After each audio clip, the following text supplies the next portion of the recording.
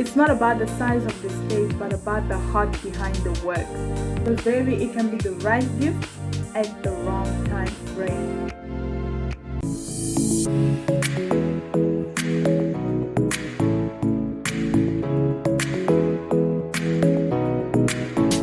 Hello everybody, welcome back to episode 2 of a series called Provoked. And today the second episode is titled Provoked to Chase Better. Yes, I'm talking to all my dream chasers, all my hustlers, all my people out there killing it day in and day out. But not just limiting to that, but I'm also speaking to all those that are yet to do so, those that just need a little kick, a little push. And unfortunately, there are some people that are still sleeping asleep, not putting in any effort, no vision whatsoever for their lives, just going with the flow, just waking up today, doing the basics of life, going to sleep tomorrow, and repeat for the rest of their lives. While I believe each one of us was born with a purpose and something great that they have to leave on the earth. So if that's you, I encourage you to think about your life. I encourage you to think about what can you leave in the earth, what legacy can you build around you. And it doesn't have to be big. It can just be something, any value that you can add to the world. Personally, I am someone that has chased a million dreams at the same time, literally. And I believe that damaged me. That was it was just unnecessary pressure I was putting on myself, honestly, because I was just excited about discovering new things, exploring new areas, exploring new things, that I got lost in so much of it at the same time.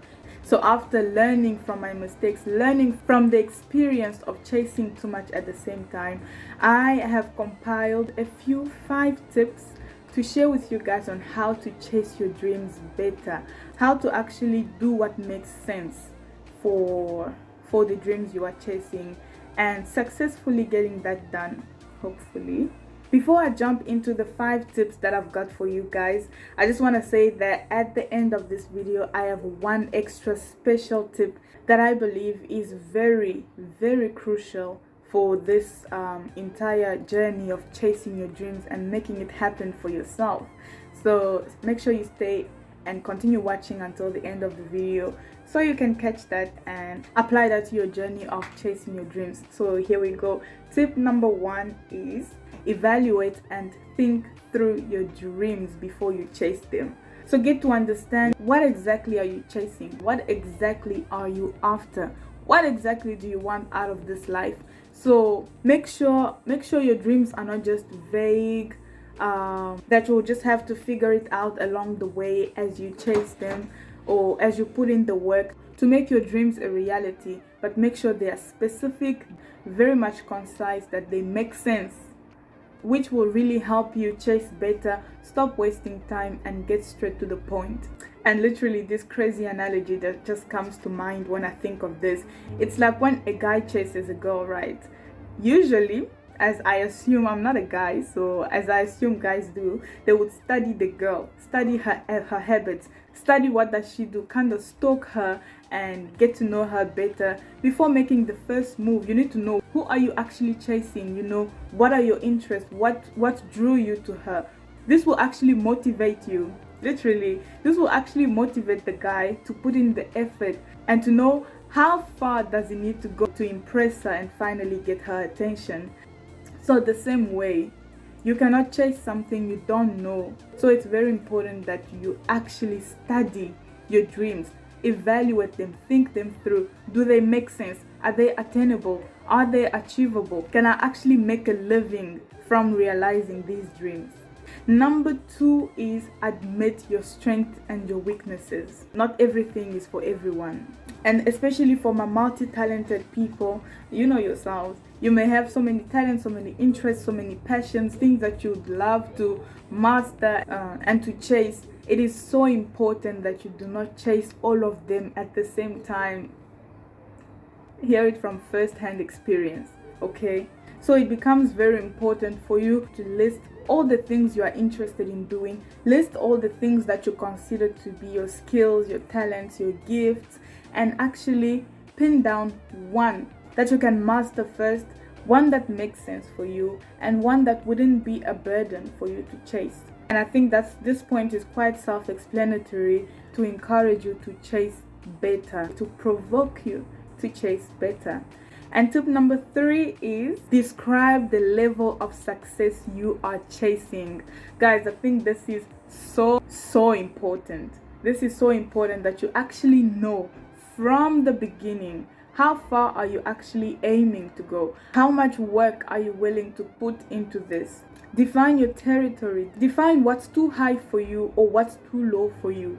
Define that for yourself and give it your best shot. Not everyone is called to the big stages. Not everyone is inspired to actually go above and beyond and become the next big thing, the next Rihanna, the next Beyonce, the next Nicki Minaj, the next. Not everyone is called for that. Some people are just called to the communities. Some people are just called to the schools, to the friends and families and the people around them. So whatever that you do, it's very important that you actually identify how far is too far for you or how low is too low for you. And I just think I have to emphasize this point that usually growing up, they tell us, women from certain backgrounds, upbringing, we're usually told dream but not too big, chase but not too much, you know. You can climb the ladder but don't climb too high or you might fall and crash. But honestly, I feel that is up to you to decide. It's up to your ability, up to your commitment, how much work are you willing to put into it, and up to your calling. I don't think anyone should ever tell you how high is too high for you. Only you know how much you can tolerate. Only you know how much you have to give to the world. No one can define that for you. So there should be no shame in defining how high is too high for you. If you want to become the next Bill Gates, go for it. If you want to become the next Beyonce or even bigger than that, go for it. As long as it's not damaging to you, as long as it's not detrimental to you, that it would cost you something that you can never get back, that it would cost you something of high value, then I think there should be no limits at all. And even if you are called just to serve your community, the people around you in your local areas, give it your best shot as well. It's not just because you are working on smaller stages that you should give it smaller effort. It's not about the size of the stage, but about the heart behind the work. The size of the stage shouldn't matter to you. In fact, never envy the people on big stages. Hey, you don't know what they have to go through to be on those big stages. The glitz and the glam may all look good and look cute from afar, but it's not for everyone. Not everyone has high tolerance for the pressure, the stress, and all the public scandals that come with being on a big stage. So don't always envy big stages. Sometimes you just have to work in your local communities. But at the same time, if you're called for the big stages, give it your best shots. Tip number 4 is timing and season of your life. You have to understand what season are you in. You know, again, I'm a person of faith, so I believe in God's perfect timing and perfect seasons, that we don't just live haphazardly just because you feel like you randomly wake up one day and you want to do something and you just get to it. No. I believe in consulting God before doing anything. I believe in praying over your dreams, praying for approval from God, praying for divine conviction before you chase anything at all. So for me, that is one thing that I always apply to chase better my dreams. So it's very important to get confirmation from God that you are actually in the right timing and the right season to do this, because the last thing you want to do is to chase something prematurely. The last thing you want to do is to chase a dream without God in it, because you can't imagine just how heavy your load would be without God helping you carry it. Jeez. You can't imagine just how heavy the burden can get without God helping you to actually carry it through. Because it's only by the grace of God. It's only by the grace of God that you can actually achieve something to 100%.